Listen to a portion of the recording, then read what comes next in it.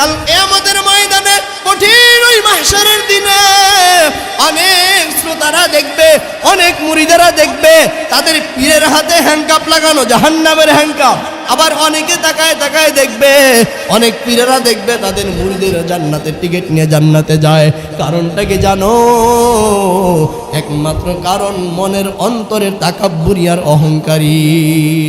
আবু আব্দুল্লাহ উনদুলুসি রাহমাতুল্লাহি আলাইহি তিনি যখন নাকি তাকায় দেখলেন, তিনি বলতেছেন, আমি তাকায় দেখলাম আমার অন্তর তো একটা নূর বের হয়ে গেছে, আমার অন্তর এখন অন্ধকার হয়ে গেছে, আমি আমার অন্তর দিয়ে আর ভালো মন্দ বাছাই করতে পারি না। তখনই হঠাৎ করে যখন ওই সুন্দরী নারীর দিকে আমার নজরটা চলে গেছে, তখন আমার তাকে বিবাহ করার জন্য আমার মনটার মধ্যে আগ্রহ তৈরি হলো।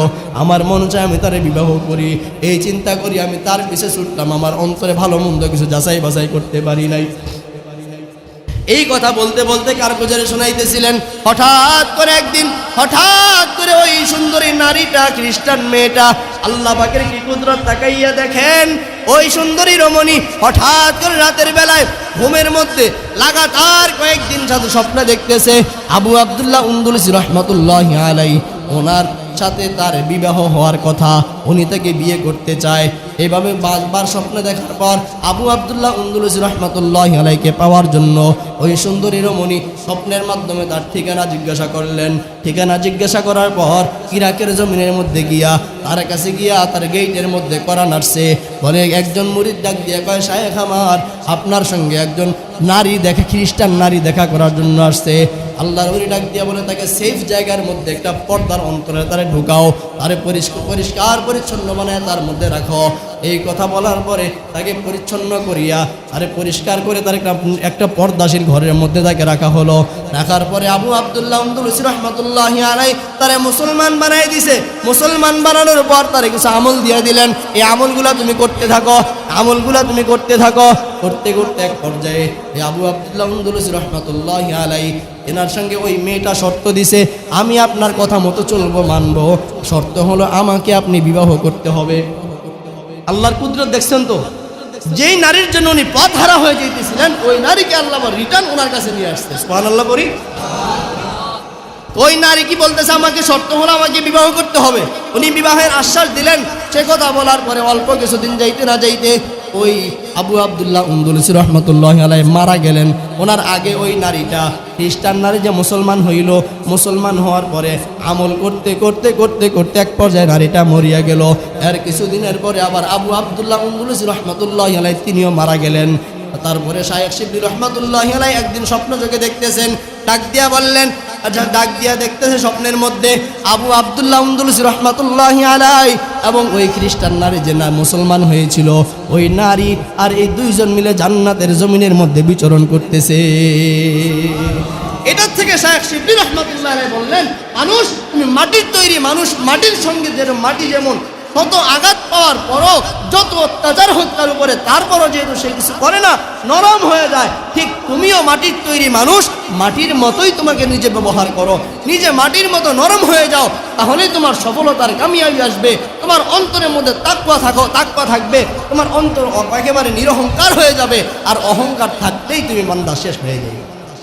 मैं दूर हो मजबूर हो ऐ सैयद आलम, मैं दूर हो मजबूर हो ऐ सैयद आलम, दीदार दिखा दे नहीं आवाज सुना दो, दीदार दिखा दे नहीं आवाज सुना दो। मैं सूरत यूसुफ को नहीं चाहने वाला, मैं सूरत यूसुफ को नहीं चाहने वाला, मैं कैस के मानंद नहीं आशिक लैला, मैं कैस के मानंद नहीं आशिक लैला, मैं आशिक मौला हूँ मेरा इश्क दीवाना, मैं आशिक मौला हूँ मेरा इश्क दीवाना ये जुमला जहाँ जिसके तजल्ली से उजाला ये जुमला जहाँ जिसके तजल्ली से उजाला। আল্লাহ পাক রব্বুল আলামিন মানুষকে মায়ের গর্ভে যখন সৃষ্টি করেন, দুই ফোঁটা নাপাক পানির মাধ্যমে মায়ের গর্ভে সন্তান জন্ম নেয়। প্রথমে যখন দুই ফোঁটা নাপাক পানি মায়ের গর্ভে যায়, ওখান থেকে রক্তপিণ্ড তৈরি হয়, রক্তপিণ্ড থেকে আবার গোশতের টুকরা তৈরি হয়। মানুষ আমরা যা কিছুই খাই না কেন, সবজি খাই, ফল খাই, আমরা ভাত খাই, যা কিছু আমরা খাই না কেন, আমাদের খাদ্য সব হলো শাকসবজি, সব মাটিতেই তৈরি হয়, ঠিক না বেটি? মাটি ছাড়া কোথাও তার জন্ম হয় না। ফল ফলাদি গাছ, শাকসবজি, তরুলতা সব কিছু মাটির মাধ্যমে, মাটির সাহায্যে তৈরি হয়। ওই মাটি থেকে যে খাবার আমরা ভক্ষণ করি, ওঠার মাধ্যমে আমাদের মধ্যে যেই নাপাক পানিটা তৈরি হয়, এটা হলো একটা ভিটামিনযুক্ত পানি। ওই পানিটা তৈরি হয় খাবারের মাধ্যমে, যেই পানিটা মায়ের গর্ভে পুরুষের মাধ্যমে, তার একটা মহিলার গর্ভে সন্তান দানকারী যে স্তন্য আছে, সন্তান জন্ম দেওয়ার যে একটা প্যাকেট আছে, ওটার মধ্যে যখন ঢুকে পানিটা, ওই পানিটা নাপাক পানি বটেও, কিন্তু আবার এটা কিন্তু ভিটামিনযুক্ত একটা পানি। ওই পানিটা তৈরি হয় খাবার দাবারের মাধ্যমে। যত বেশি ভালো খাবার খাবেন, যত ভিটামিনযুক্ত খাবার খাবেন, পানিটা তত বেশি শক্তিশালী হবে। ওই পানির মধ্যে কিন্তু মাটির ঘ্রাণ আছে না নাই? যেহেতু আমরা মাটির ফসল, মাটিতেই তৈরি হওয়া জিনিসপত্র আমরা খাই, ওই মাটির তৈরি খাবার খাওয়ার কারণে, মাটিতে জন্ম নেওয়া খাবার খাওয়ার কারণে, এই খাবারের মাধ্যমে আমাদের শরীরের মধ্যে নাপাক পানিটা তৈরি হয়। ওটা আবার আমাদের দুজনের মেলামেশার মাধ্যমে সন্তান জন্মদানকারী প্যাকেটের মধ্যে চলে যায়। যখন নাপাক পানিটা মায়ের গর্ভের মধ্যে যায়, ওখানে 40 দিন পর্যন্ত পানিটা থাকার পর ওই পানিটার একটা রক্তপিণ্ড তৈরি হয়। রক্তপিণ্ড থেকে আবার 40 দিন পরে একটা গোশতের টুকরা তৈরি হয়। ওই গোশতের টুকরা 40 দিন পরে তৈরি হওয়ার পর ওখান থেকে আস্তে আস্তে করে একটা একটা করে হাড় তৈরি হওয়া শুরু হয়। এক পর্যায়ে গিয়ে মানুষের পরিপূর্ণ একটা রূপ ধারণ করে। এর আগে আল্লাহ ফেরেশতারে ডাক দিয়া কয়, ফেরেশতা যাও, আমার বান্দা জমিনের মধ্যে যেই জায়গায় তাকে কবরস্থ করা হবে, ওই জায়গা থেকে কবরের 1 ফোঁটা মাটি, 1 চিমটি মাটি তার শরীরের মধ্যে লাগায় দাও। জমিনের মধ্যে বান্দাটা কোন জায়গায় কবরস্থ হবে এটা আল্লাহ জানেন কি জানেন না? সবাই বলেন, জমিনের মধ্যে কোন জায়গায় বান্দার মৃত্যুর পরে কবরস্থ করা হবে এটা আমার আল্লাহ আগে থেকেই জানেন। অনেকে বলবেন, হুজুর যারা হিন্দু তাদেরকে পুড়ে ফেলা হয়, কবর দেওয়া হয় না। অনেকে পানিতে পরে ডুবিয়ে মরিয়া যায়, কোথায় লাশ যায় কোনো খবর নাই। অনেকে ঘর বাড়ি আগুন লাগিয়া পুড়িয়া যায়, মাটির সঙ্গে নিঃশেষ হয়ে যায়, তার কোনো চিহ্ন মাত্র পাওয়া যায় না। আল্লাহর হাবিব সাল্লাল্লাহু আলাইহি ওয়াসাল্লাম বলেন, দুনিয়ার উম্মত, মানুষের পিছনের বডিতে দেখা যায় পিছনের যে একটা দাঁড়া আছে, পিছনের দাঁড়া যে লম্বা একটা হাড় আছে, পিঠের হাড়, এটার একটা ছোট্ট একটা গুল একটা গোলাকার রকমের একটা মার্বেলের মতো একটা হাড় আছে। ওই হাড়টা কখনো আগুনে পোড়াইতে পারে না, ওই হাড়টাকে মাটিও পচাইতে পারে না, ওই হাড়টা কোথাও নষ্ট হয় না। যেখানেই বান্দা আগুনে পুড়ে যাক, যেখানেই বান্দা পানিতে ডুবিয়া মরিয়া যাক, একটা সময় কোনো না কোনো একটা সময় ওই হাড়টা গড়াইয়া কোনো না কোনো এক জায়গায় গিয়ে স্থানান্তরিত হবে, ঠিক না বেঠি? ওটাই হলো ওই বান্দার কবরের জায়গা। ওখান থেকেই বান্দাকে আবার কাল হাসরের ময়দানে উঠানো হবে। ওই জায়গার মাটি বান্দার মধ্যে একটু এক ছিটা ফোঁটা মাটি আল্লাহ লাগাই দিছে, ফেরেশতার মাধ্যমে বান্দার ওই শরীরের মধ্যে একটু মাটি লাগাই দিছে। এই জন্যই তো আল্লাহ বলে, রে গোলাম, মিনহা খালাকনাকুম ওয়া ফিহা নুঈদুকুম ওয়া মিনহা নুখরিজুকুম তারাতান উখরা। এই মাটির থেকে আমি আল্লাহ তোমারে বানাইছি, এই মাটির গর্ভে আবার তোমাকে যেতে হবে রে বান্দা। এই মাটি থেকে আবার তোমাকে কাল হাসরের ময়দানে উঠানো হবে। তুমি যেই মাটির তৈরি গোলাম, তোমার মধ্যে কোনো অহংকার থাকার কথা নয়। বান্দা আজকে তুমি অহংকার করো, তোমার মধ্যে তাকাব্বুরিতে ভরপুর হয়ে গেছে, ঠিক না বেটি? সুন্দরীর সুন্দরের অহংকার, টাকাওয়ালার টাকার অহংকার, সম্পদওয়ালার সম্পদের অহংকার, আলেমের আলেমের অহংকার। যে যেই দিক থেকে বেশি আছে তার অহংকার তত বেশি ওই দিক থেকে আছে, ঠিক না বেঠিক?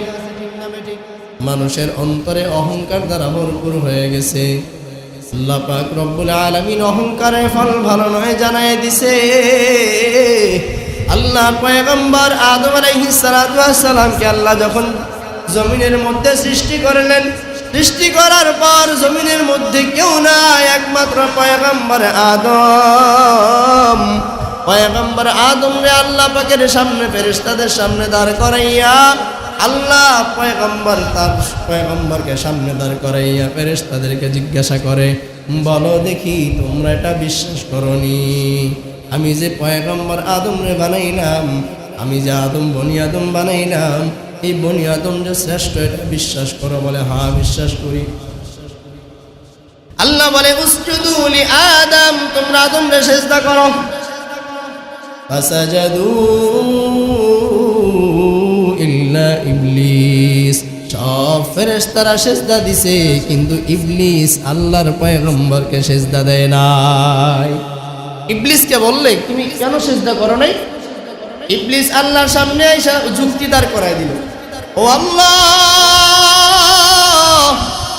আমি ইবলিস হলাম আগুনের তৈরি, আর আপনার আদম হলো মাটির তৈরি, মাটির চেয়ে আগুন শ্রেষ্ঠ, আগুনের গতি উপরে মাটির গতি নিচে আল্লাহ, এই জন্য আমি হলাম বড়, আমাকে সিজদা করতে পারে, আমি আদমরে সিজদা করতে পারবো না।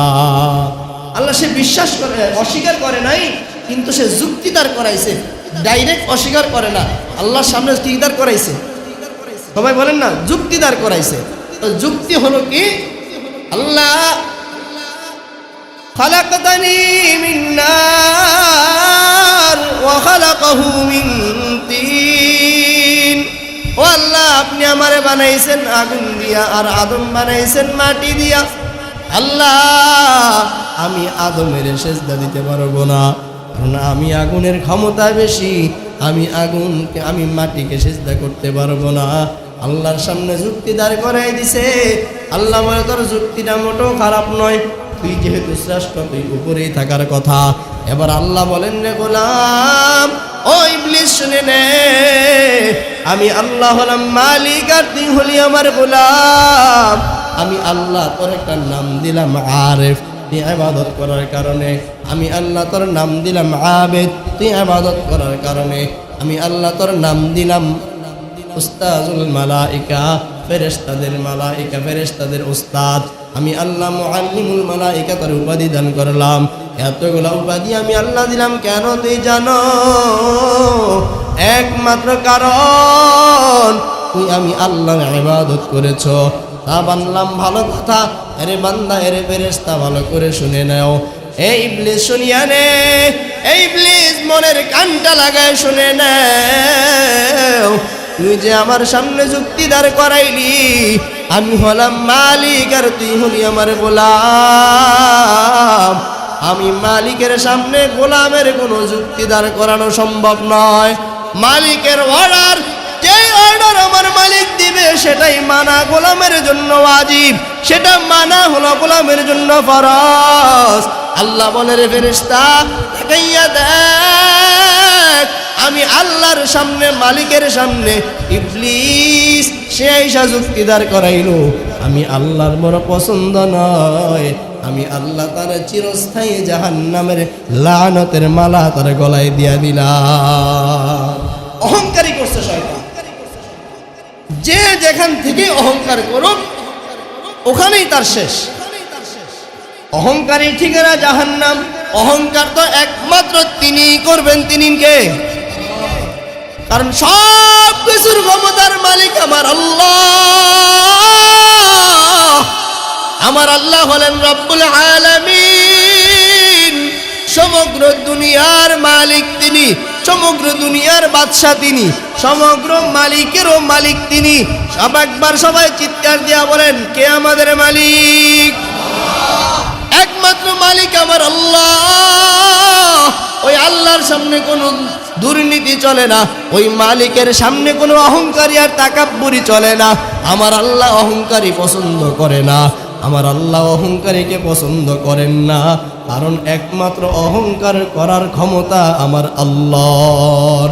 শয়তান অহংকার করছে, তার অধঃপতন হয়ে গেছে। যে দুনিয়ার মধ্যে আমরা এখন বসবাস করি, এই দুনিয়ার মধ্যে কত বড় বড় মানুষ আসছিল, আমাদের কোনো জানার কমতি নাই। ফেরাউন কত বড় ধনাঢ্য ব্যক্তি ছিল, কত বড় ক্ষমতাশীল মানুষ ছিল, অহংকার করছে শেষ। নমরুদ কত বড় অহংকার ছিল, অহংকারী ছিল, সব শেষ হয়ে গেছে। হামান, কারুন, ফেরাউন কেউ টিকে নাই। আল্লাহ কোন না কোনো মাধ্যমে সাদ্দাত সহ যারা বড় বড় বড় বড় ক্ষমতাশীল ছিল, অহংকার করার কারণে আমার আল্লাহ তাদেরকে জমিনের মধ্যেই অধঃপতন করে দিছে। ঠিক না বেটি? এজন্য আমার আল্লাহ অহংকারীকে পছন্দ করেন না।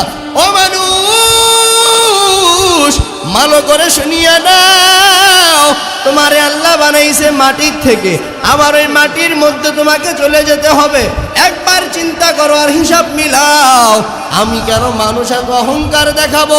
আমি তো মাটির মতো নরম, আমাকে হওয়া দরকার। কারণ মাটির দিকে লক্ষ্য করো, যদি তোমার ইমানকে তাজা বানাইতে চাও মাটির দিকে তাকাও, ওই মাটির অবস্থাটা কেমন? ওই মাটির দিকে তাকাও, মাটির উপরে কতই না জুলুম করা হয়। মাটি চাইলে তো পারতো আমাদের মতো মানুষকে ধ্বংস করে দিতে, পারতো কিনা? কিন্তু জমিনের মধ্যে দেখেন, মদখোর মদের বোতল হাতের মধ্যে নিয়ে জমিনের মধ্যে দাম্ভিকতা নিয়ে চলে, মাটি তারে কিছু বলে না। জুয়াখোর মাটির উপর বৈশাখ, মাটির সাথে জুয়া খেলে, মাটি তারে কিছু বলে না। সুদখোর জমিনের উপরে বুক ফুলায় চলে, সুদখোরকে মাটি কিছু করে না। জুয়াখোর, সুদখোর, মদখোর, গাঁজাখোর, ফেন্সিখোর, বাবাখোর, সবগুলার দিকে তাকায় দেখেন, মদের বোতল খাইয়া খাইয়া গাঁজা নেশা করে করে তার জমিনের মধ্যে চলাফেরা কেমন, দাম্ভিকতা কেমন, অহংকার মোটেও কম নয়। সুদখোর আর ঘুষখোর, দালাল ফালাল, তারাই জমিনের মধ্যে বড় দাম্ভিকতা নিয়ে চলে। ঠিক না বেটি? মাটি যদি চাইতো এক সেকেন্ডের মধ্যে মাটি তারে শ্বাস করে দিতে পারতো, পারতো কিনা? কিন্তু না না না, মাটি তারে কিছুই করে না।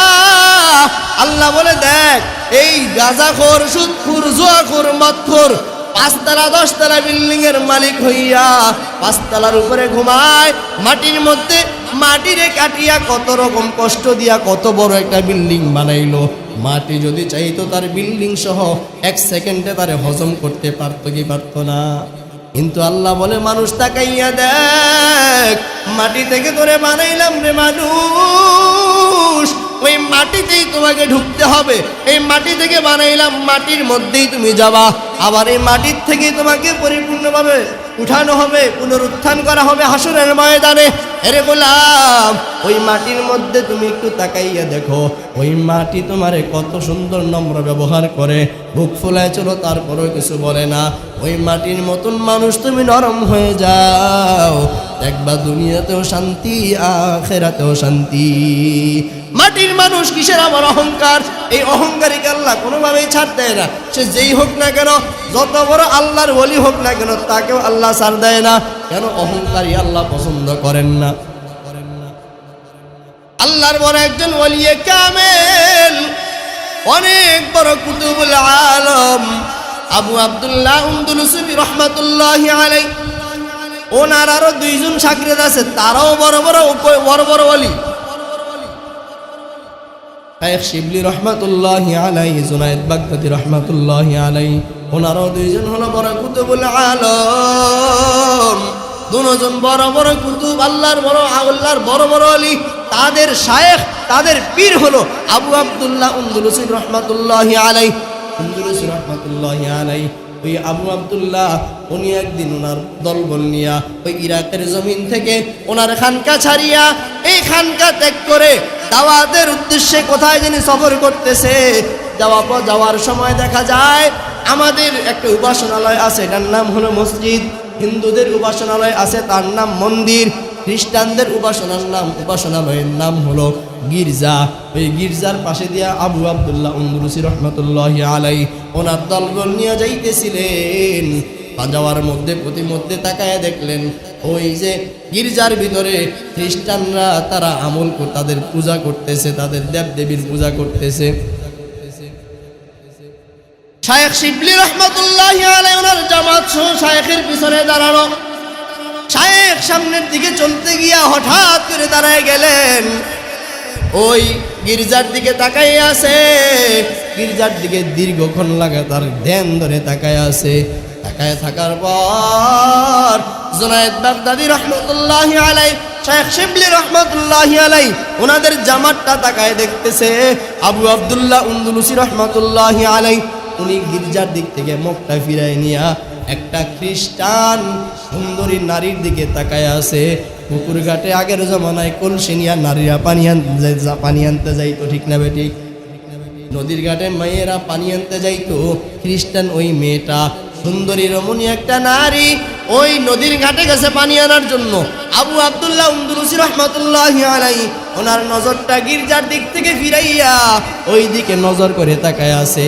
অনেকক্ষণ দীর্ঘ সময় পর্যন্ত তাকায় থাকার পরে আবু আব্দুল্লাহকে ডাক দিয়া বলে, তার মুরিদেরা ডাক দিয়া বলে, শিবলি ডাক দিয়া বলে, শায়েখ আমাদের শায়েখ, এবার আপনার কি হলো, চলেন আমরা সামনের দিকে আগাই। আবু আব্দুল্লাহ উনদুলুসি রহমাতুল্লাহি আলাইহি নজর ফিরায় না, ডাক দিয়া বলে, যাও তোমরা যাও, আমি আব্দুল্লাহ যাব না। হঠাৎ করে যেমন মুরিদগুলার উপরে আসমান ভেঙে মাথার মধ্যে পড়লো, যার মাধ্যমে দিন পাইলাম, দিন শিখলাম, এলেম অর্জন করলাম, তিনি আজকে দিন হারা হয়ে যাইতেছে কেমন করে বুঝলাম না। হঠাৎ করে অনেক লম্বা সময় পর্যন্ত কান্নাকারি করতেছে। যাও যাও তোমরা ফিরে যাও, আমি তোমাদের সঙ্গে যাব না। আমি ওই খ্রিস্টান মেয়েটাকে বিয়ে করার জন্য রেডি হইতেছি, আমি ওই খ্রিস্টান মেয়েটাকে বিয়ে করব। এই কথা বলিয়া আবু আব্দুল্লাহ উনদুলুসি রহমাতুল্লাহি আলাইহিকে বারবার শায়েখ শিবলি এবং ওনার যত মুরিদরা পিছনে ছিল পুরা জামাত সবাই ওনারে টানাটানি করে, বারবার বুঝায়, না না উনি যাবে না, বলে তোমরা চলে যাও, তোমাদের জায়গায় তোমরা ফেরত যাও। তারা যার যার মতো চলে গেল। গিয়া বাড়িতে গিয়া ওই এলাকার মধ্যে, ইরাকের জমিনের মধ্যে ঘরে ঘরে যখন খবর পৌঁছে গেল, এলাকার নারীরা সহ ছোট বাচ্চারা সহ সবাই কান্নাকাটি শুরু করছে। ও আল্লাহ, আপনি আমাদের শায়েখকে ফিরায় দেন, যার মাধ্যমে দিন পাইলাম, যার মাধ্যমে ধর্ম শিখলাম, কোরআন শিখলাম, হাদিস শিখলাম, সে আজকে পথ হারা হয়ে গেল, আল্লাহ তারে ফিরায় দেন।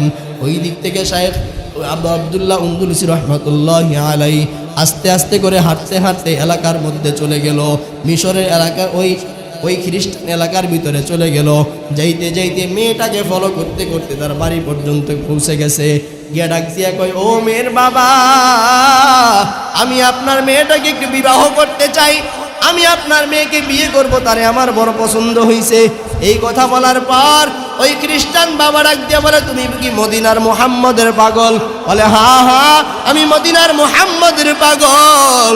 ওই মদিনার জমিনে শুয়ে আছে পয়গম্বরে আরবি মুহাম্মদুর রাসূলুল্লাহ, ওনার পাগল, ওনার ভক্ত আমি, ওনার অনুসারী আমি, ওনার উম্মত আমি। আবু আব্দুল্লাহ উনদুলুসি রহমাতুল্লাহি আলাইহি বলেন, এই কথা বলার পরে ওই কাফের খ্রিস্টান মেয়ের বাবা ডাক দিয়া কয়, তুমি যদি আমার মেয়েকে বিয়ে করতে হয় শর্ত মানতে হবে। শর্ত হলো, 1 নাম্বার শর্ত, তুমি তোমার মাথা থেকে পাগড়ি ফালাইতে হবে। পাগড়ি ফালাইয়া আমাদের মাথায় যে টুপি আছে টুপি তোমাকে ক্যাপ লাগাইতে হবে, আমাদের পোশাক পরিধান করতে হবে। ঠিক আছে, মেনে নিলাম। তারপরে তুমি সব তোমার ধর্ম বাদ দিয়া খ্রিস্টান ধর্ম গ্রহণ করতে হবে। ঠিক আছে, মেনে নিলাম। আবার 3 নাম্বার শর্ত, তুমি যে আমার মেয়েকে বিয়ে করবা, 3 নাম্বার শর্ত, 1 বছর লাগাতার আমার এখানে কাজ করতে হবে, মুনি খাটতে হবে। বলে কি কাজ? বলে কাজটা হলো, আমার এক পাল আছে শুকরের পাল, ওই শুকরের পালটা জঙ্গলের মধ্যে নিয়ে বিচরণ করাইবা, সকালবেলা নিয়ে যাইবা, সারাদিন খাওয়া দাওয়ার পরে আবার বিকালবেলায় ঘরে নিয়ে আসবা। ঠিক আছে, মেনে নিলাম, আমি আপনার কথায় রাজি হয়ে গেলাম, আমি আপনার মেয়েকে তবুও বিয়ে করতে চাই। এ কথা বলার পরে কাজ যেমন কাজ তেমন কথা, কাজ শুরু হয়ে গেল। যেমন কথা তেমন কাজ চলতেছে চলতেছে, বহুদিন হয়ে গেল, কয়েক মাস চলে গেছে, এমন ভাবে চলতেছে। ওই দিক থেকে ইরাকের জমিনের মধ্যে কান্নার রোল, কান্নার আওয়াজ, ইরাকের জমিনটা কান্নায় থরথর করে কাঁপতেছে। নারী কাঁদে, শিশু কাঁদে, মুরিদেরাও কাঁদে, শায়েখ শিবলি কাঁদে, আবু আব্দুল্লাহর সব মুরিদানরা কান্নাকাটি শুরু করছে। লম্বা দিন, কিছুদিন যাওয়ার পর তারা ফিরে আসছে আবার। আয়েশা দেখে ওই এলাকার মধ্যে কোথায় আছে কে জানে, কোথাও কোনো খবর নাই। শায়েখের খবর নিতে গিয়া কান্না করতে করতে আবার এই খ্রিস্টানের এলাকায় ঢুকছে। ঢুকার পরে আয়েশা দিয়ে জিজ্ঞাসা করলো, অমুকরে দেখছেননি, তমুকরে দেখছেননি? অনেকে বলে দিল, ওই জঙ্গলের মধ্যে শুকরের পাল চড়ায়, যাও যাও, ওখানে গেলে তার খবর পেয়ে যাইবা। ওনার সমস্ত বন্ধু বান্ধব নিয়ে, মুরিদদেরকে নিয়ে, সব নিয়ে আর দেরি না করিয়া জঙ্গলের মধ্যে চলে গেছে। জঙ্গলার মধ্যে গিয়া দেখে ওনাদের পীর, ওনাদের শায়েখ আবু আব্দুল্লাহ উনদুলুসি রাহমাতুল্লাহি আলাইহি শুকরের পাল চড়াইতেছে। ওনাদেরকে দেখার পর আবু আব্দুল্লাহ শুধু ওনাদের দিকে তাকায় রয়েছে, আর কিছু বলে না। গিয়া দেখতেছে মাথার মধ্যে পাগড়ি নাই, খ্রিস্টানের পোশাক পরা, শুকরের পাল চড়ে আমাদের শায়েখ। কান্না করতে করতে করতে করতে এমন পর্যায়ে কান্না শুরু হয়ে গেছে জঙ্গলার ভিতরে। শায়েখ শিবলিও কাঁদে, জুনায়েদ বাগদাদিও কাঁদে, সমস্ত মুরিদারা কান্নাকাটি করতেছে, শায়েখ চলেন, এই কথা বলে কান্নাকাটির রোল করিয়া গেছে। এমন করতে করতে এক পর্যায়ে ওই কান্নার রোল এমন ভাবে বাড়ছে, জঙ্গলার মধ্যে যে সমস্ত পশু প্রাণীগুলা ছিল, শুকরের পাল ছিল, কিতাবের মধ্যে আসছে শুকরের চোখে পর্যন্ত পানি চলে আসছে। আল্লাহর বলো, বড় বড় ওলিরা যখন জঙ্গলার মধ্যে ঢুকে আর একজন ওলির জন্য কান্নাকাটি করে, সেই দিক থেকে শুধু তাদের চোখে পানি না, জঙ্গলের মধ্যে শুকর ছিল, শুকরের পাল, কিতাবের মধ্যে পাইলাম সবগুলো শুকরের চোখের মধ্যে পানি চলে আসছে।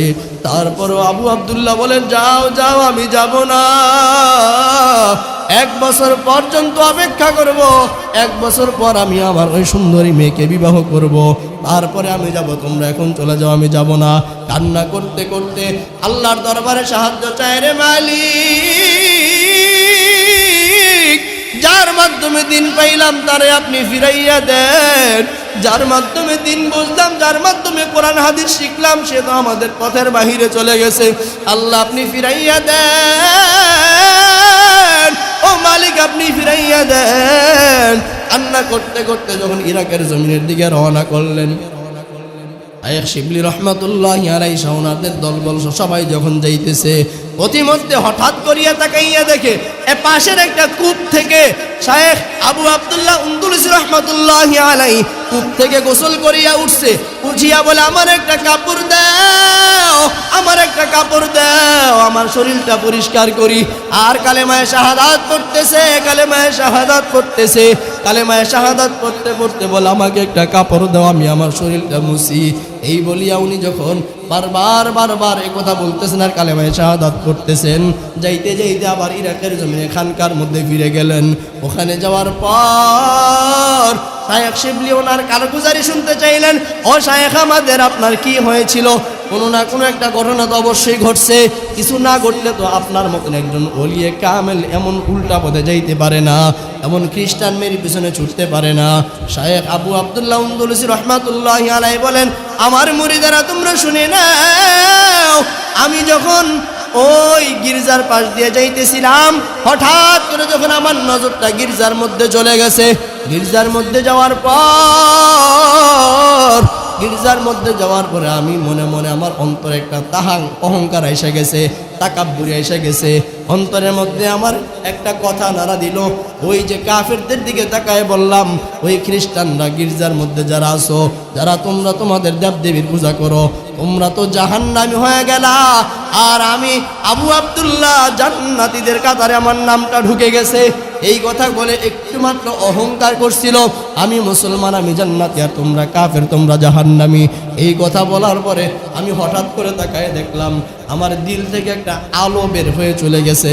আমার এই দিল দিয়ে, অন্তর দিয়ে ভালো মন্দ আর যাচাই করতে পারি না।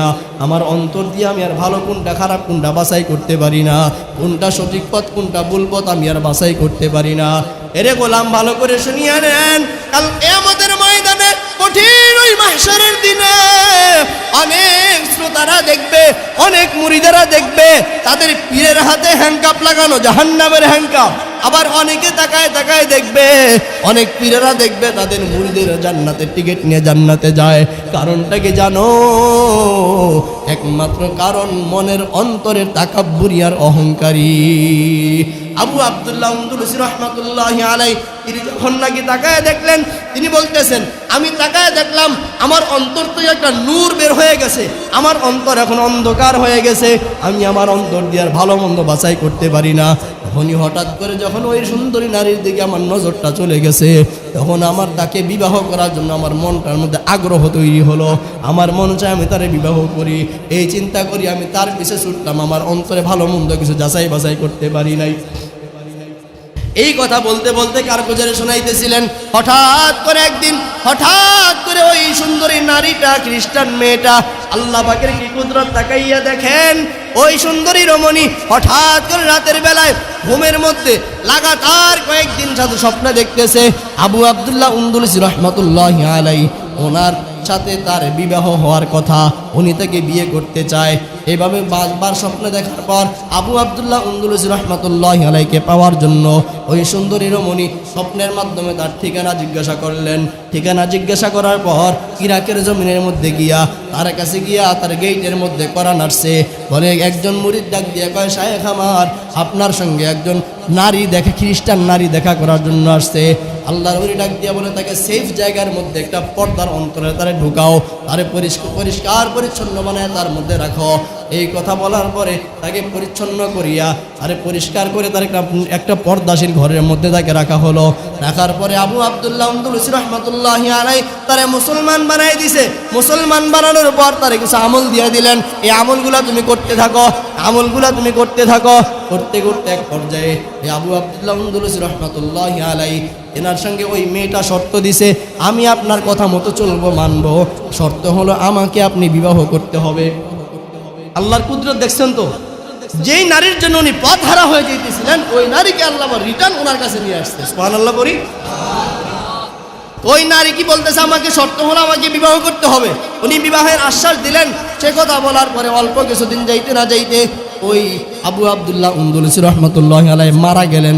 ওনার আগে ওই নারীটা, খ্রিস্টান নারী যে মুসলমান হইল, মুসলমান হওয়ার পরে আমল করতে করতে করতে করতে এক পর্যায়ে নারীটা মরিয়া গেল। এর কিছুদিনের পরে আবার আবু আব্দুল্লাহ উনদুলুসি রহমাতুল্লাহি আলাইহি তিনিও মারা গেলেন।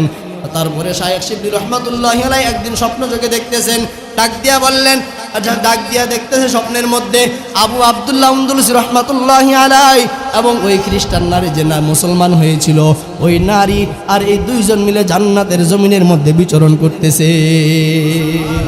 এটার থেকে শায়েখ শিবলি রহমাতুল্লাহি আলাইহি বললেন, মানুষ তুমি মাটির তৈরি মানুষ, মাটির সঙ্গে যেরকম মাটি যেমন কত আঘাত পাওয়ার পরও, যত অত্যাচার হোক তার উপরে, তারপরও যেহেতু সে কিছু করে না, নরম হয়ে যায়, ঠিক তুমিও মাটির তৈরি মানুষ, মাটির মতোই তোমাকে নিজে ব্যবহার করো, নিজে মাটির মতো নরম হয়ে যাও, তাহলেই তোমার সফলতার কামিয়াবি আসবে। তোমার অন্তরের মধ্যে তাকওয়া থাকবে, তোমার অন্তর একেবারে নিরহংকার হয়ে যাবে, আর অহংকার থাকতেই তুমি বান্দা শেষ হয়ে যাবে। আল্লাহ পাক রব্বুল আলামিন আমাদের সকলকেই অহংকার মুক্ত কলব তৈরি করার তৌফিক দান করেন। আল্লাহ রব্বুল আলামিন আমাদের সকলকে দুনিয়াতেই জান্নাতে সার্টিফিকেট অর্জন করার তৌফিক দান করেন। ওয়া আখিরু দাওয়ানা আনিল হামদুলিল্লাহি রাব্বিল আলামিন।